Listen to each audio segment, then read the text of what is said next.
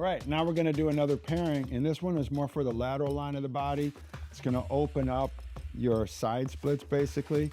And the reciprocal movement here, along with your side splits, is what we call half moon. All right, and Jesse's gonna use ankle weights to elicit a stronger response from her hip abductors. And in doing that, that will open up her ability to do a better side splits. So before we start this pairing, the first part is, let's do a side split. Go ahead and test it out and see. So I only go to a range of motion where I start to feel a nice pull. And you can stay active in it if you wanted to, meaning standing up like this. This is where I feel a pretty good pull. Yeah. Or you can place your hands on the ground, and this will give you a little bit more range of motion, but that's still basically where I feel the pull on the adductors. So I've got my measurement right there. We used to measure these too, as a matter of fact. So what's a baseline? Here's a quick question we get all the time. How far? Do I have to go all the way to the floor? No, on your front splits, side splits, what we look for is terms of healthy. Can you get your feet as wide as your fingertips on your front splits and your side splits? If you can do that, you have healthy hip range of motion. So now we'll go through the reciprocal movement, which is half moon with load. I'm just using 5 pounds on my ankles. And then I lift up into the half moon position. So things that we're looking for here, is her foot parallel to the floor? We want her foot as close as possible to the wall without forcing her to fall off the wall, not so far away from the wall that she falls into the wall. Both legs we want straight. We want her to, if possible, drive this heel into the wall, but also lift these toes towards the ceiling. Extend this leg, and if she can, try to work this calf into the wall. This leg we want straight, and think of spinning that knee out towards the wall. A thing that she just did that was really great is she got out of the pose and into the pose with integrity. So now I really want you to watch how she gets into the pose. So sets the foot up parallel to the wall, and then see how she keeps that alignment. That's how you want to get into the pose. Lift to that perfect T formation on the upper body and the hips. Drive this heel. Try to lift the toes up if you can, but drive this heel into the wall.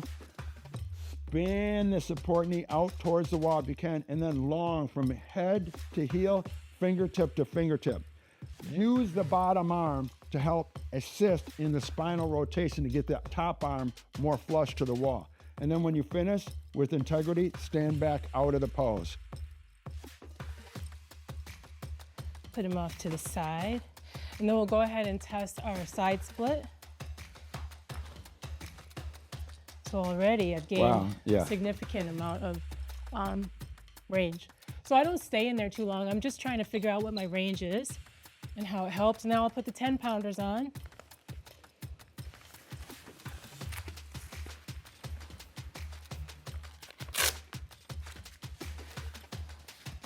And we'll go through one more round of half moon.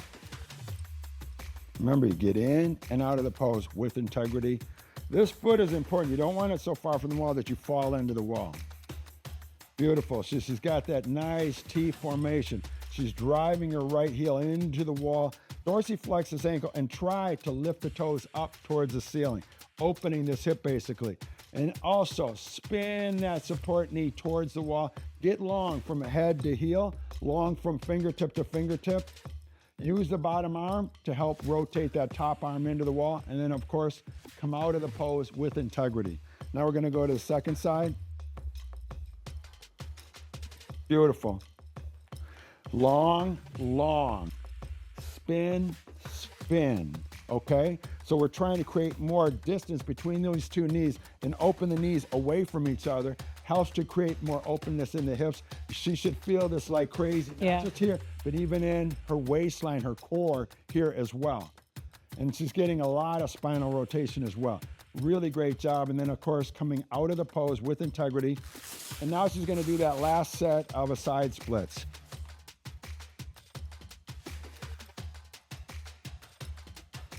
Yeah, that's a significant improvement. Without question, she's hands width apart or more.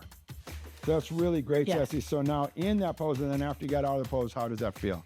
It feels really, really good to be able to create that space in the groin area, which is an area that can become pretty locked up for a lot of us. So it feels good. One thing you want to pay attention to, because I'm hypermobile and my knees are a little bit more knocked, really do keep that shin forward, thigh back action when you're going into the side split, especially if your hands are on the ground, because it can add a little bit more tension to the inside of the knee. So you want to make sure that you stay in that good alignment with the shin forward, thigh back. Yes. And then one point that I want to make for this, if you can't use ankle weights to challenge your lift more, then spend more time in the pose. You can do this pose for 60 seconds. You can do it for 2 minutes. Maintain integrity. As long as you maintain integrity, stay in the pose. You get out of the pose when you can't maintain the integrity of the alignment anymore. So expect, as you go heavier, you're not going to be able to hold the pose as long because you're going to lose integrity quicker. So just understand that the point of this is to engage in that abduction, that lifting outside of the hips to open up the inside of the legs to create more space for you. And that was obvious when she did it, and that's what feels so great.